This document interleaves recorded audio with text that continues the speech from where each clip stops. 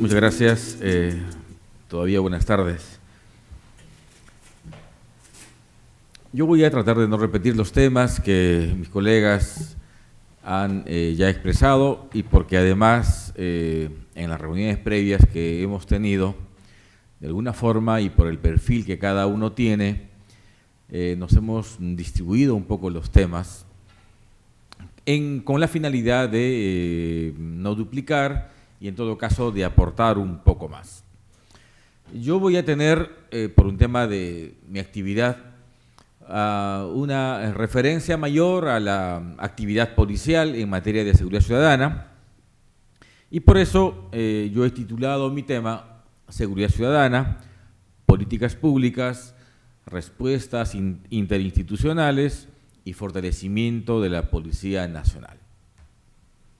Pero un primer aspecto que me gustaría resaltar es el cuadro en el que hoy estamos viviendo, y que de alguna forma mis colegas ya lo han graficado.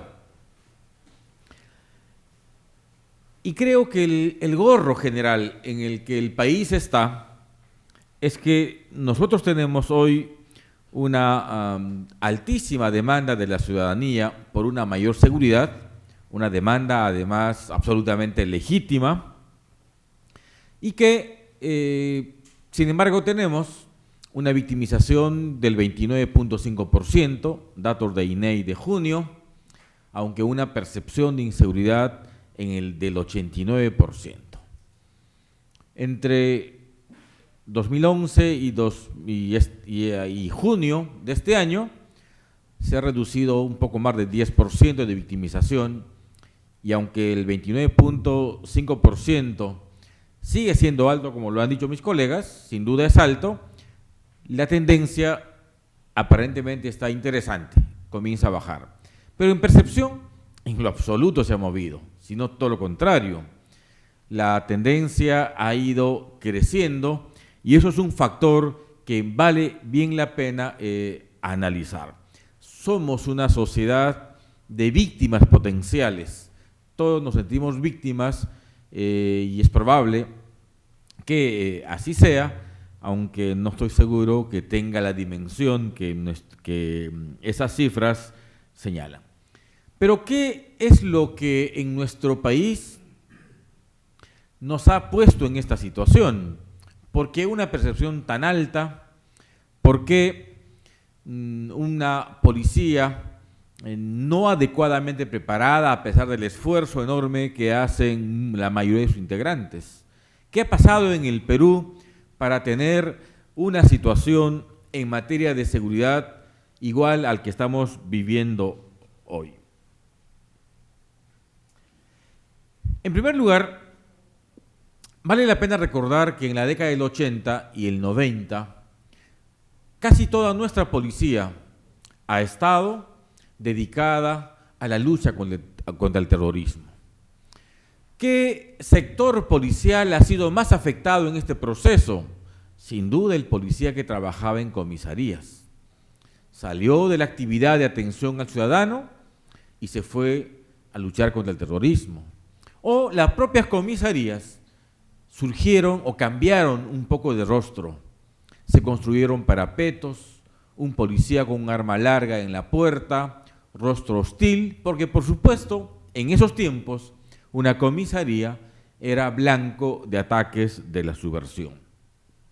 Cuando este fenómeno terminó, las autoridades no acompañaron a la policía a un retorno de su actividad tradicional, básicamente aquella vinculada con los ciudadanos.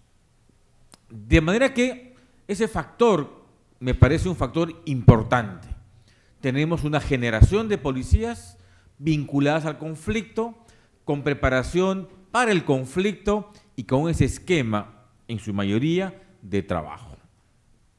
En segundo lugar, un proceso de unificación de las tres ramas policiales en 1988, un proceso inconcluso, quizá interesante en el diseño inicial, pero absolutamente inconcluso, que creo generó dos enormes problemas. Uno, generó contiendas conflictos de hegemonía, conflictos sobre grupos que permiten, o más bien diríamos, conflictos entre sectores policiales por la hegemonía institucional que hasta hoy perdura y que en ocasiones hace mucho daño. Pero creo que el tema más relevante ha sido la pérdida de la especialidad. Antes teníamos 3 policías, cada uno tenía un marco de acción, pero con la unificación eso se perdió. Y se perdió, diría, en perjuicio muy grave del país, porque un policía todista hace nada bien o hace muy pocas cosas bien. Y creo que ese es un tema que afecta y cuyas consecuencias hoy la estamos asumiendo. En tercer lugar, una escasa inversión en equipamiento y tecnología de la policía. Uno mira 30 años atrás y quizás más atrás y no vamos a encontrar montos de inversión importantes en ni tecnología, ni en equipamiento, ni en infraestructura, y evidentemente eso pone a nuestra policía en una situación bastante compleja respecto a un estado de delincuencia hoy que requiere de uso de muchos mecanismos de tecnología. En cuarto lugar, un deterioro de los ingresos de la policía, producto quizá de la crisis de los 90, que todos sufrimos, pero incontestable, el policía, como los docentes, por ejemplo, sufrieron un deterioro muy grande de sus ingresos. Famoso 24x24 se originó ahí, es decir, policía a medio tiempo. En quinto lugar, se introdujo en la policía como proceso de ascenso, como factor vital para el ascenso, tener una segunda profesión, tener una maestría o un doctorado. Entonces, ¿qué hizo el oficial de la policía? Salió corriendo a las universidades de cualquier nivel buscando una profesionalización. La policía hoy tiene miles de profesionales, miles de magísters en todo, menos en la actividad policial. Y eso, por supuesto, en el fondo, supone un enorme deterioro de la función policial. Y finalmente, un factor más contemporáneo que se traduce en el crecimiento de la economía de nuestro país y de toda la región, que ha permitido, es verdad, salir progresivamente de un país pobre a un país de ingreso medio, pero que duda cabe, un país en crecimiento, como pasa aquí y en toda la región, empuja necesariamente márgenes sustantivos de la delincuencia. En ese contexto, si esa es la situación, desde mi punto de vista, esos temas en materia policial, reitero, se tendrían que trabajar para tener una policía más profesional, más especializada, capaz de estar a la altura de un país como el nuestro en una situación diferente. ¿Qué metas deberíamos alcanzar al 2015? Las voy a reseñar algunas para optimizar tiempo en temas poco más de fondo. Creo que bajar la tasa de victimización al 15% es una posibilidad. La tendencia está marcada, creo que hay que seguir trabajando con intensidad, pero ese sería, desde mi punto de vista, una tasa razonable en este contexto. Reducir la percepción de inseguridad al 50% me parece una meta bastante ambiciosa, pero absolutamente necesaria. ¿Cómo se reduce la percepción? Con policía en calle, viendo al ciudadano un policía exitoso, pero sobre todo con un manejo racional de los medios de comunicación de aquello que supone violencia delictiva. Hay campañas como las que hace hoy un medio muy importante de comunicación, que se supone que la hacen en favor de la seguridad ciudadana, pero estoy absolutamente seguro que el impacto es absolutamente diferente. En vez de generar seguridad, promueven inseguridad. ¿Qué otra meta tendríamos que tener? Una policía equipada, que haya logrado cerrar sus brechas de tecnología, de infraestructura, de parque automotriz y laborando, por supuesto, en condiciones adecuadas. Creo que en 5 años se puede derrotar definitivamente a los remanentes del terrorismo en el Braen. Creo que en 5 años también, si se sigue la lógica de erradicación de coca para el narcotráfico, podríamos tener en 5 años y para el bicentenario un país con escasas áreas de cultivo ilegal de coca destinado a productos cocaínicos. Podríamos tener una sociedad civil mucho más organizada, en la lógica que mis colegas lo han planteado, con juntas vecinales, con alto índice de participación y también comité de autodefensa en las tareas de prevención, una mejor articulación con los gobiernos regionales y locales para hacer algo fundamental, tareas de prevención, fortalecer el patrullaje integrado, pero sobre todo implementar programas continuos de recuperación de espacios públicos, de iluminación, de más verde, de todo aquello que las buenas prácticas en materia de seguridad ciudadana son indicadores de mayor seguridad. El ámbito carcelario es un tema que muy poco se ha trabajado, pero que desde mi punto de vista está absolutamente vinculado con la inseguridad. Reducir al 50% la sobrepoblación promedio nacional me parece fundamental, particularmente con la participación de la empresa privada en la construcción, en la gestión o a través de proyectos que supongan la participación de recursos públicos y recursos privados que me parecen necesarios. Campañas de prevención, políticas de inclusión, la inversión alta que se debe hacer, seguir haciéndose en educación, programas vinculados con niños de la calle, que sin duda constituye un caldo nutricio para delincuencia de largo alcance, etcétera, como metas bastante amplias. ¿Por qué hay que trabajar en esa perspectiva? Porque creo que nuestro país, y felizmente para nosotros, está cambiando. Somos hoy un país de ingreso de renta media, somos un país que hoy tiene recursos y tenemos además, en consonancia con ese crecimiento económico, una sociedad que ya no solo demanda empleo, que ya no solo se preocupa por la inflación, sino que demanda por mejores servicios.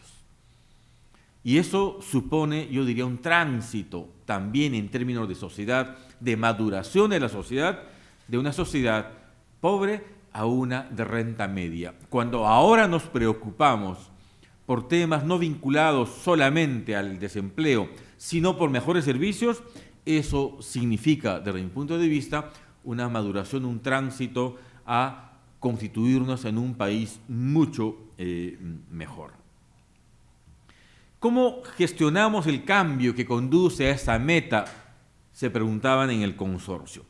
Y creo que la línea base para mí tiene que ver con asumir con la mayor responsabilidad que en seguridad ciudadana no existe una varita mágica, que no es cuestión de ponerse los pantalones o dar un grito o ser estridente.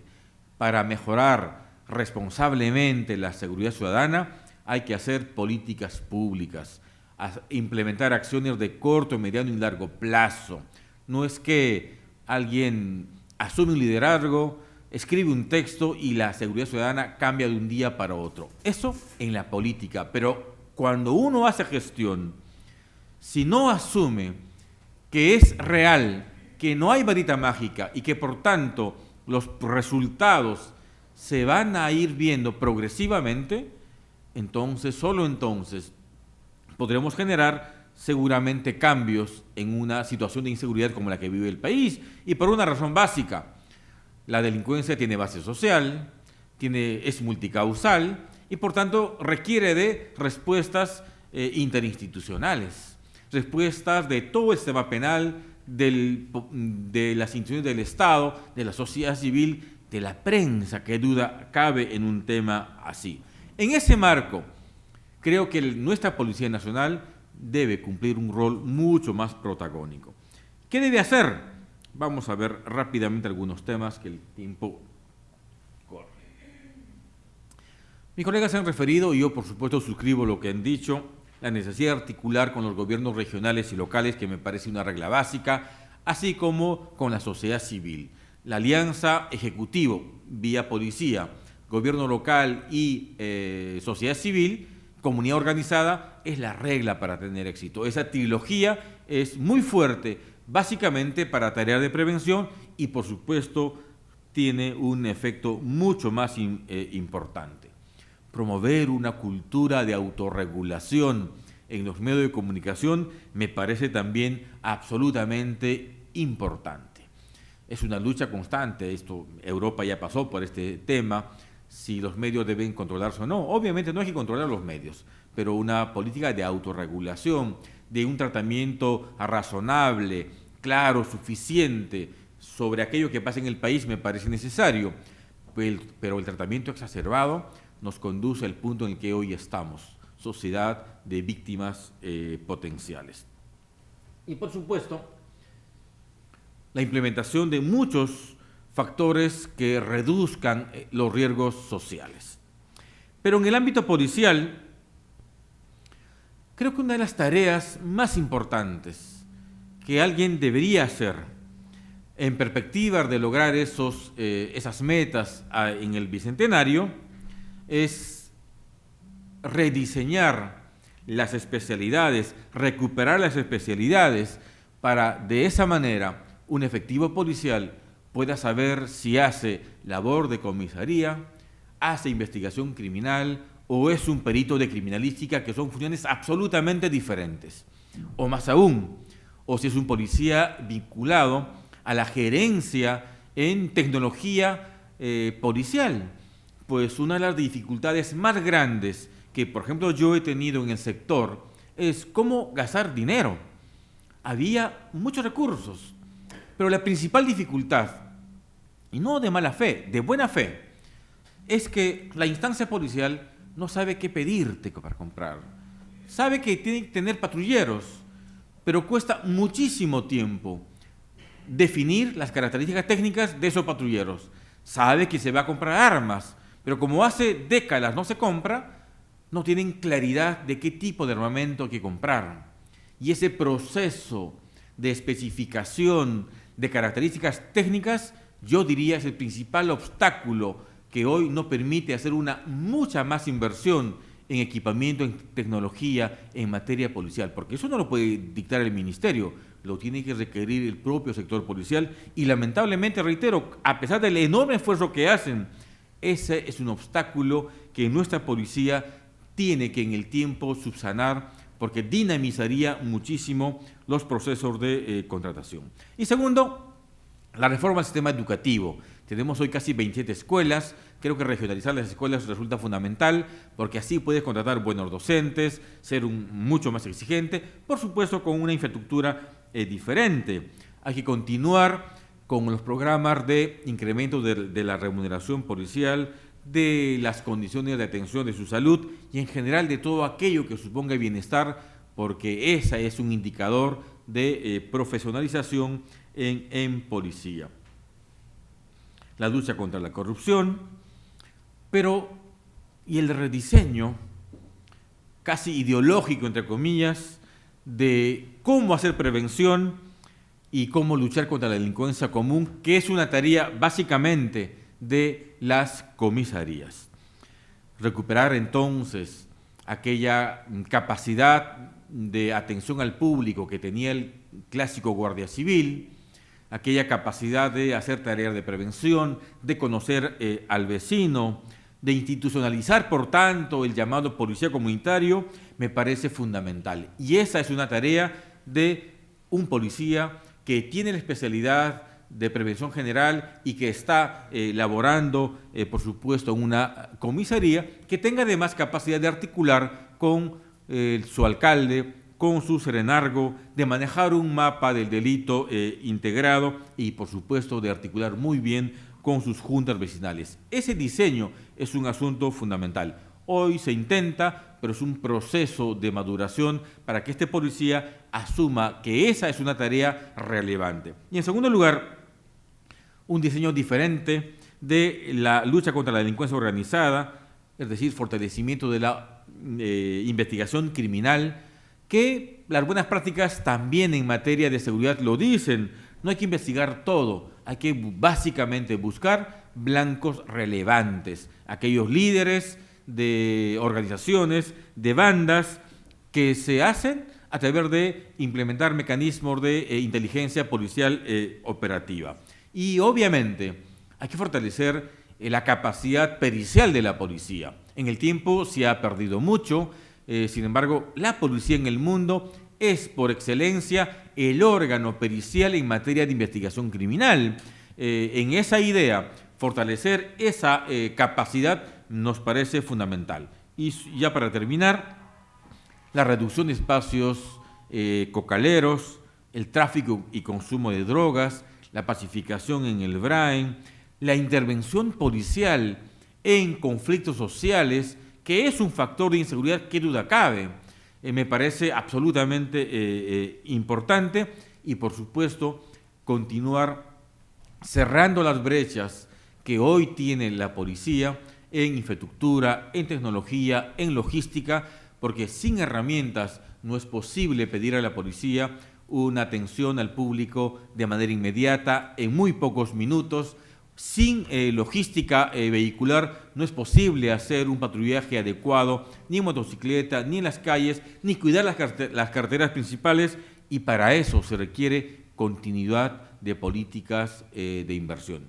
Yo tengo la certeza que, como lo ha hecho Chile en su momento y Colombia también, procesos continuos de programas de inversión, de capacitación, de fortalecimiento de toda la capacidad policial permiten convertir a esta institución muy importante en una democracia, en una institución capaz de responder a tiempos como los que hoy tenemos de alta demanda policial por un crecimiento incontestable también de la delincuencia. Muchas gracias.